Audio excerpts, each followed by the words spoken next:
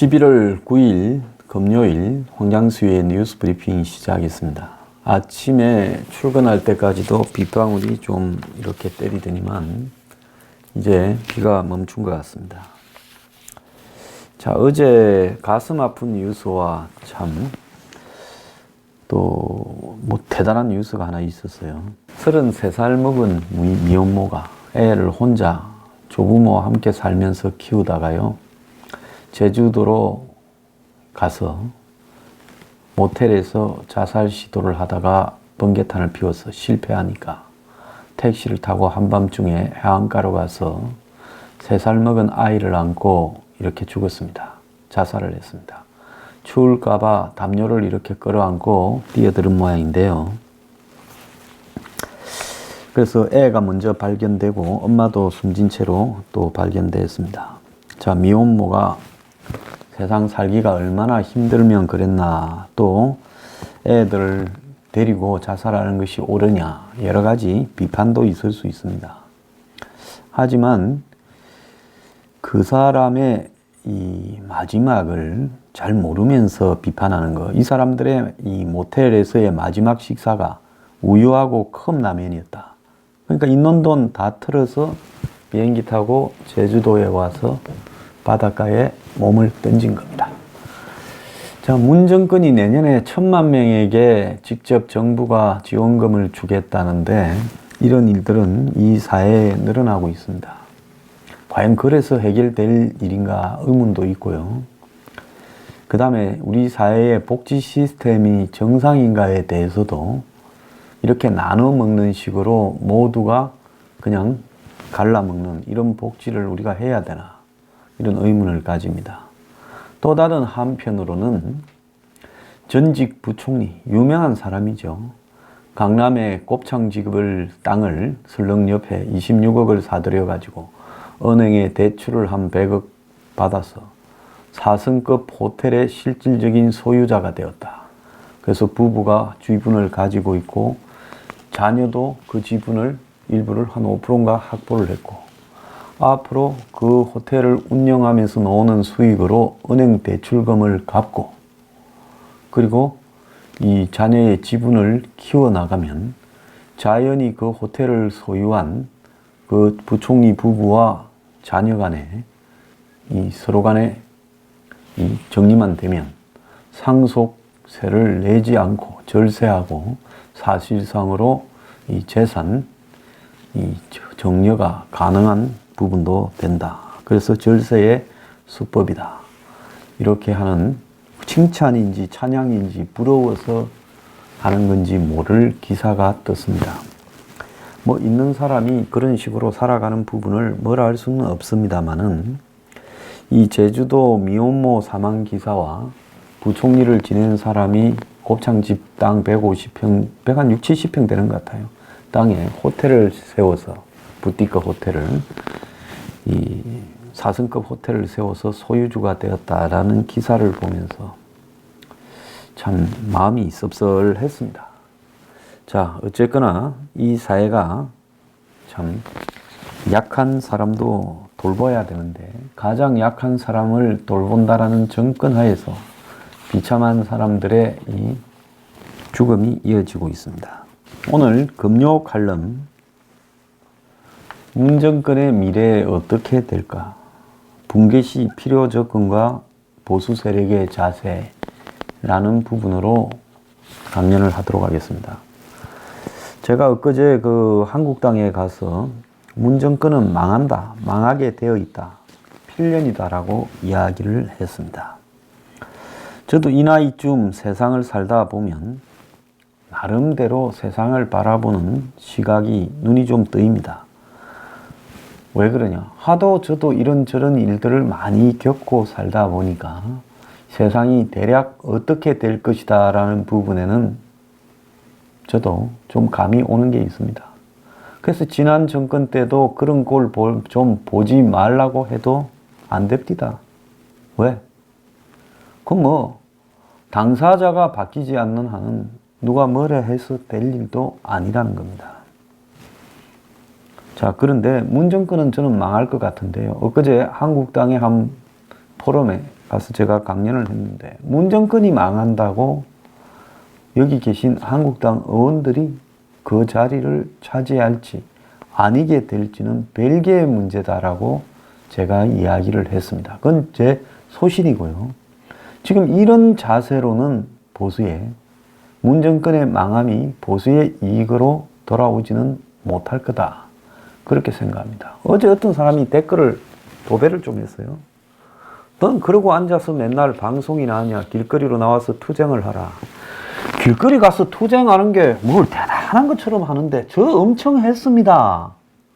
길거리에서 20대 초반부터 지금까지 이런저런 이유로 보낸 세월을 따지면 대한민국에서 제일 많이 보낸 사람이라고 봐야 되고, 그 중에 제일 많이 했던 거는 박근혜 정권 때 2014년 여름에 40일, 2015년 여름에 30일을 제일 더운 12시 전후로 한낮에 몇 시간씩 혼자서 시도했습니다. 연속으로요.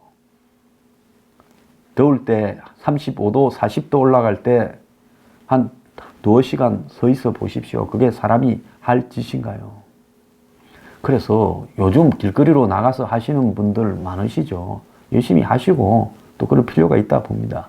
그렇지만은 그걸 가지고 모든 완장을 찬 것처럼 그렇게는 하지 말기를 바랍니다. 나갈 때가 되면 어련히 다 나가고, 나가서 하는 사람도 있고, 어떤 사람은 그런 조건이 이루어지도록 더 많은 사람들이 이 정권이 빨리 망해야 된다고 공감할 수 있도록 논리적으로 설득하고 이렇게 할 필요도 있는 겁니다. 아니, 나 길거리 나가서 망한다면야 나가지요. 근데 문제는 뭔가 하면 맨날 보는 사람끼리 길껏 한 5만 명 안팎으로 최대치 길거리 나가서 뭐가 됩니까?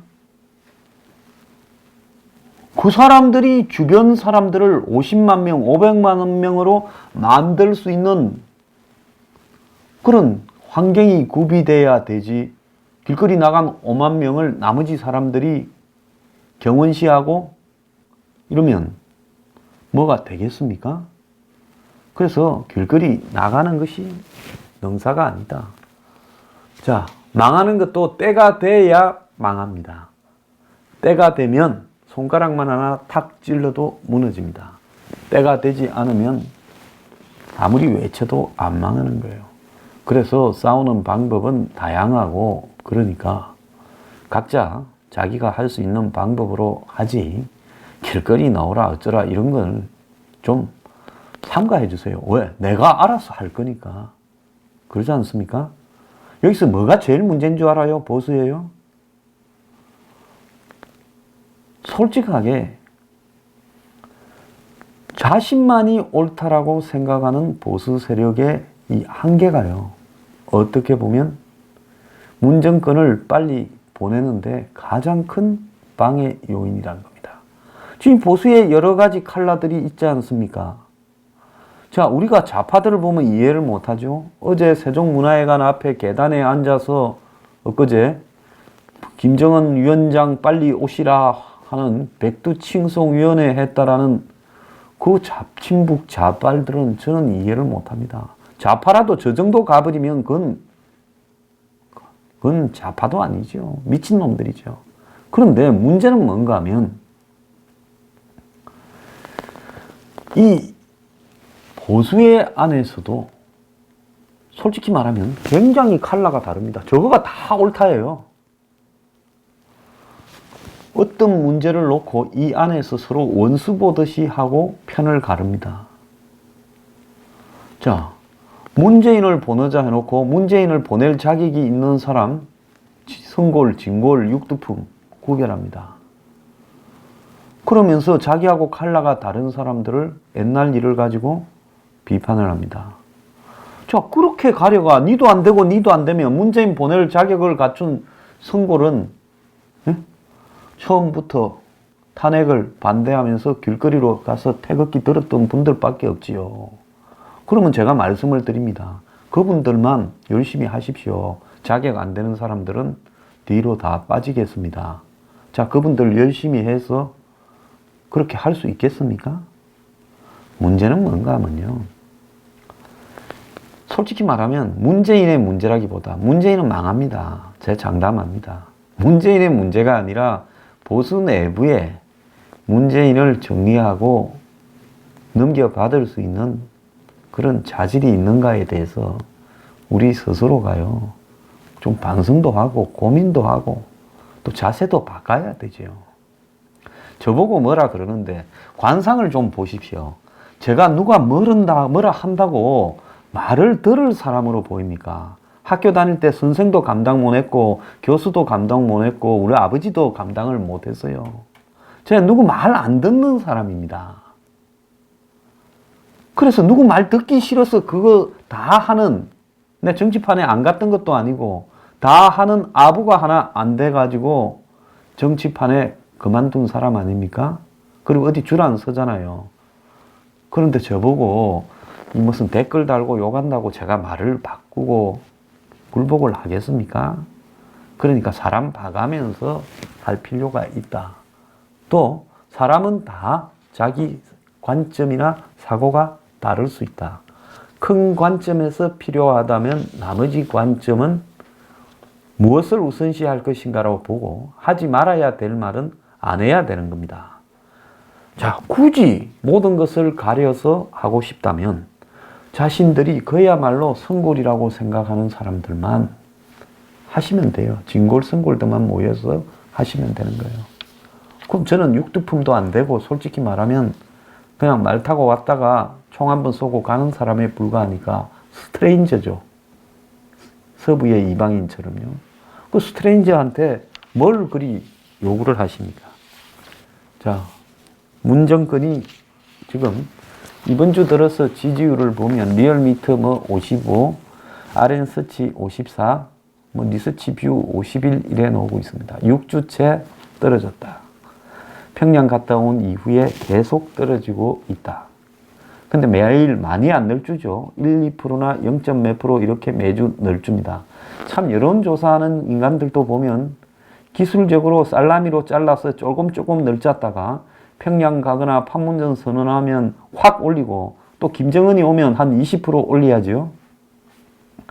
그것도 참 인간이 해먹을 짓거리가 아니고 내릴 때는 또 2, 3%씩 해서 한 15주차, 20주차 간에 한 20% 내려야 되지 않습니까? 그러다가 또 많이 내려오면 연락을 합니다. 어디에? 실장님 지지율이 계속 너무 떨어집니다. 이대로 가면 우리도 더 이상 막기가 어려울 것 같습니다. 뭐 한계가 좀 있어야 될 것 같아요. 조금 있으면 누가 옵니다. 오고 나면 그때 한 15%, 20% 확 올려주세요. 뭐 이런 대화를 하지 않나 하는 것이 제 생각입니다. 자, 그런데 여기서 우리가 하나 눈여겨봐야 될 거는 이제 문정권을 살릴 만한 건수가 뭐가 있냐. 경제가 확 좋아져서 문정권을 살리겠는가? 없습니다. 오늘 보면 이 김동연이 자리에 홍남기 국무조정실장을 넣고, 자, 이 사람 청와대 캐비넷 문건의 주역인데요. 나중에 제가 뒤에 따로 이야기하겠습니다. 그 다음에 하나는 김수현, 이 사회수석. 항상 그 윤영걸 씨, 우리 윤삼걸 박사께서 비판하던 인물입니다. 부동산 탈원전의 주역이죠. 자, 이 김수현을 정책실장으로 올린답니다. 그러니까 이게 뭐냐 하면 김동연 장하성 2예요. 왜 김동연 장하성 2냐? 김동연 자리에 비스무리한 이 정권 저 정권에 가서 골고루 출세하는 홍남기, 어찌 그리 비슷한 사람 골랐는지 모르겠어요. 그 다음에 장하성 자리에 사실상 장하성보다 좀 허당인 장하성보다 더 조금은 꼼꼼한 김수현을 갖다 꼽아요. 그러니까 김수현은 이념적으로 말하면 장하성보다 좀 더 할 거라 보여요. 그러니까 지금 사람을 바꿨지만 내용은 전혀 바꾸지 않았다는 겁니다. 자, 문정권이 경제만 좀 살리면 지금 우리 국민들의 이 인성 수준으로 볼 때, 자, 국민들을 비판해서 죄송한데요. 저는 이 방송을 마치는 데까지 국민들을 좀 비판하려고 그럽니다. 국민 찬양 프로들은 많이 있잖아요. 또 그런 말하는 사람 많습니다. 위대한 국민 여러분 하는 사람 굉장히 많으니까 그런 소리 듣고 싶으면 KBS 가거나 MBC 가서 보시고, 제 방송에서는 국민 비하, 국민 조롱 이런 것들이 자주 나오니까 마음이 약하신 분들은 제 방송을 보기를 삼가하실 것을 권유해 드립니다. 자, 그래 이런 국민들 수준에서 배만 조금만 부르게 해주면 어쩌겠습니까? 무조건 그냥 북한의 김정은이한테 나라를 팔아먹어도 박수를 칠 거예요. 배만 좀 부르면. 그런데 참 하늘이 재주를 골고루 줬어. 김정은이하고 붙어먹는 재주가 있으면 그 다음에 배를 부르게 할 재주를 안 주는 거예요. 또 어떤 사람은 배를 부르게 할 재주는 있는데 또 지배를 좀 더 부르게 만든다든가 뭐 이런 부분들이 좀 있어요. 다 세상이.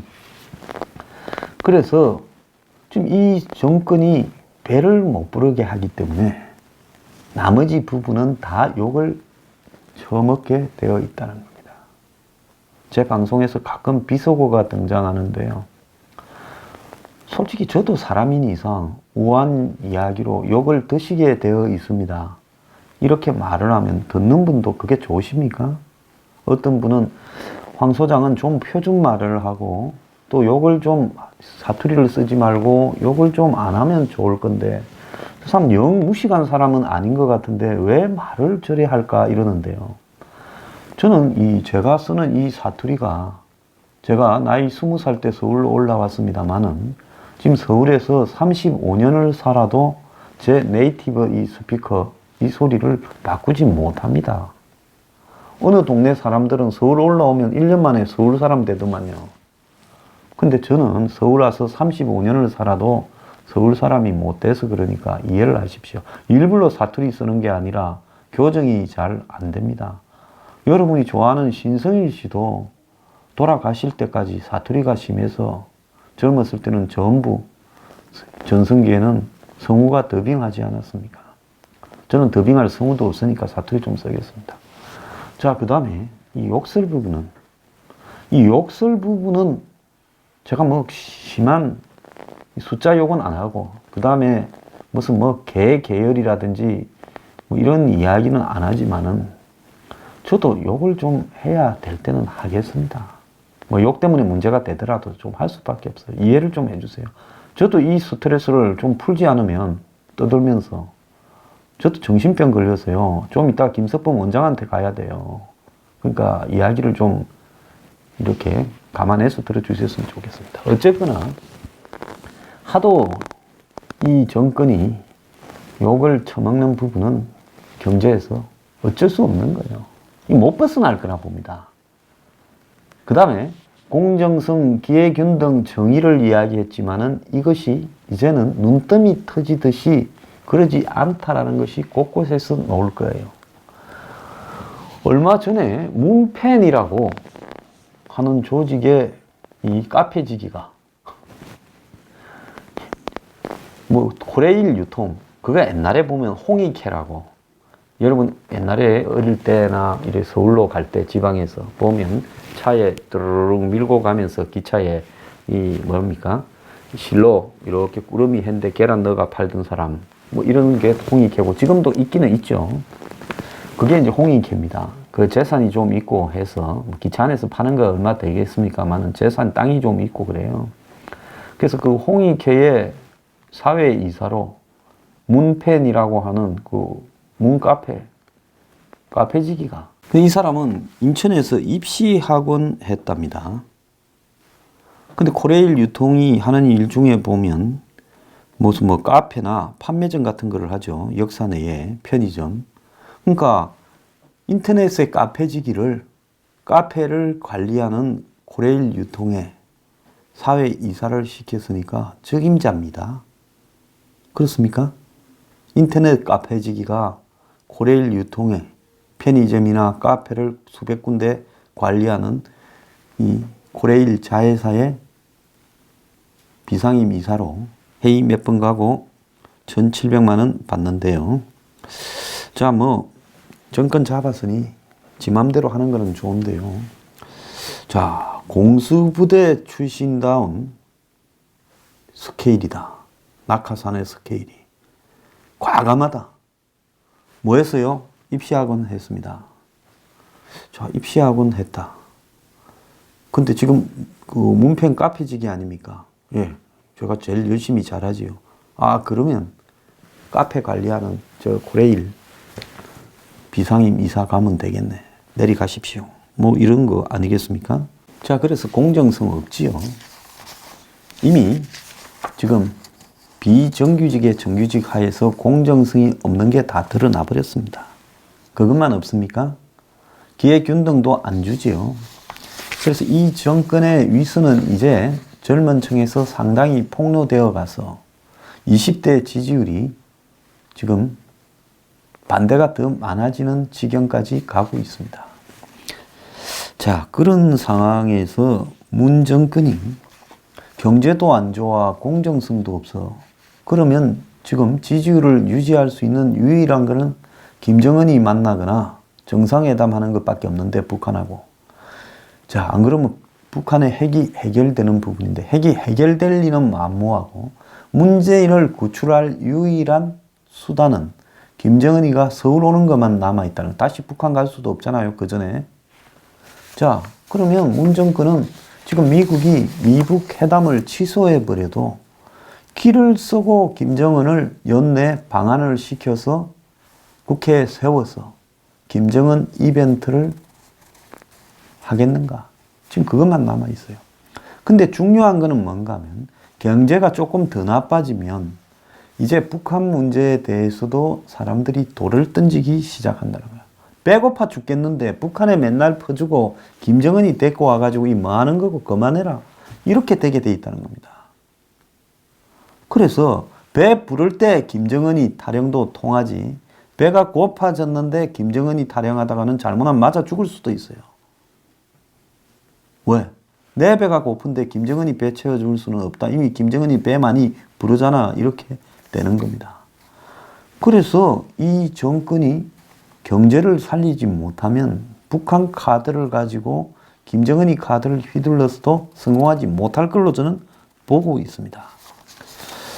자, 그래서 미국이 제가 볼 때 나중에 2부에서 이야기하겠지만은 이제 미북 고위급 회담을 취소하고 서두르지 않고 장기적으로 시간을 끌어가면서 북한을 압박하고, 민주당에서는 폼페이오 등을 불러서 북한 문제를 가지고 청문회도 하고 이렇게 압박을 계속할 거예요. 그러면 이제와 같이 트럼프가 북한을 대하는 협상을 쉽게 하지 못할 거다. 그래서 미북 관계가 교착에 빠질 것이다. 자, 이렇게 되면 문 정권은 어떻게 되냐? 그야말로 고립무원이 되는 거예요.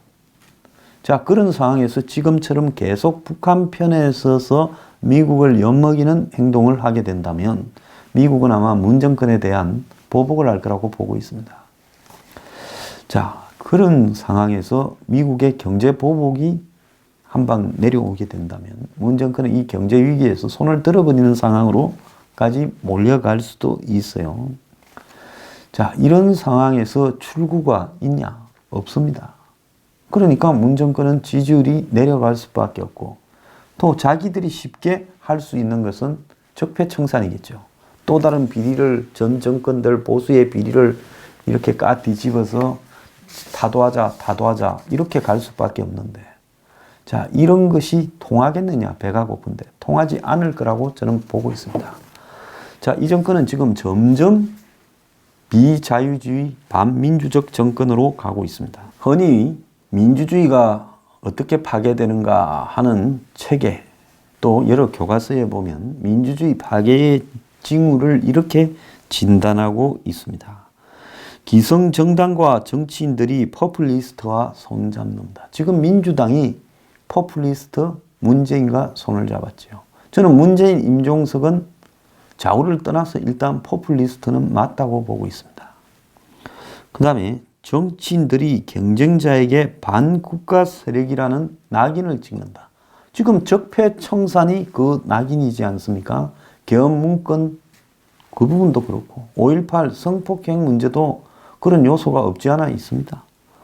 자, 그러면서 선거에서 패배한 정당이 음모론을 제기하며 결과에 불복한다. 자, 이 부분에 대해서는 지금 자기들이 선거에 이겼으니까 없겠지만은 만약에 이제 총선에서 패배하면 음모론이 등장하겠지요. 자, 지난번에 이 대선에서 이 사람들이 졌잖아요. 2012년에는 박근혜 후보한테. 그때 어떤 음모론이 등장했습니까? 국정원의 댓글이라는 음모론이 등장을 해서 대선 직전에 난리를 쳤고 또 대선 직후에도 한 1년간을 대통령으로 인정할 수 없다, 부정선거다라고 떠들지 않았습니까? 그 다음에 대통령이 의회를 우회해서 행정명령을 남발한다. 미국적 관점에서 본 건데 이거 한번 보세요. 의회에서 동의를 구하지 않고 자기가 군사합의나 평양선언을 비준해 버렸어요.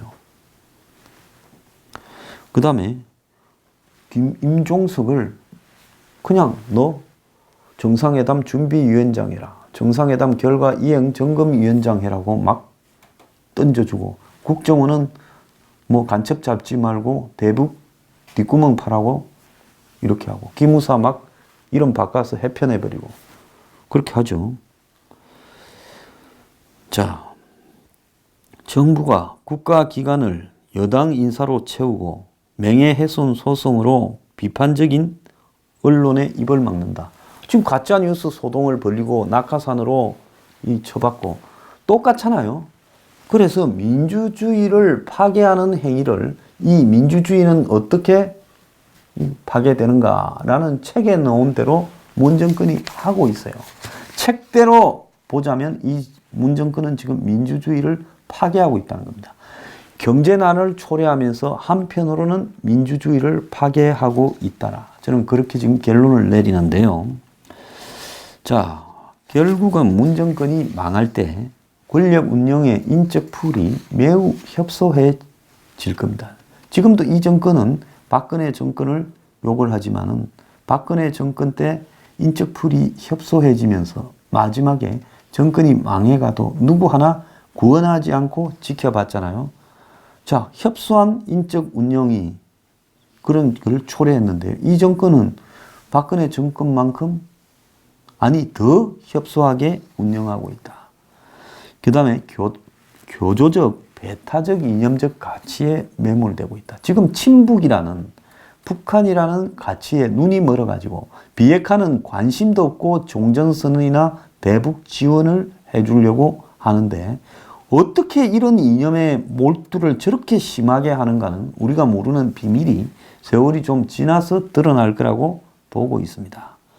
그러면서 비자유주의, 반민주주의, 파쇼적 정치로 반대 세력을 협박하고 있습니다. 저도 뉴스 브리핑을 할 때마다 이 자들이 내 말을 가지고 어떻게 시비를 걸어서 나를 공격할까라는 심적인 부담을 가지고 하고 있어요. 말은 통제가 안 돼요. 제가 원래 말은 머리하고 따로 노는 사람이기 때문에 그 내 말은 나도 통제가 안 됩니다.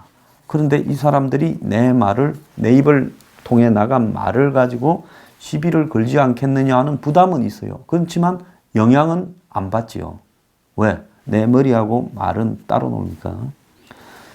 자, 그러면서 이제는 경제가 나빠지면서 친북에 대한 국민적 영정이 보편화될 거다. 지금 이번에 무슨 백두칭송위원회하고 꽃다발 휘두른 저자들은 아마 지금 국민적 영정에 엄청나게 시달리게 될 거라 봅니다.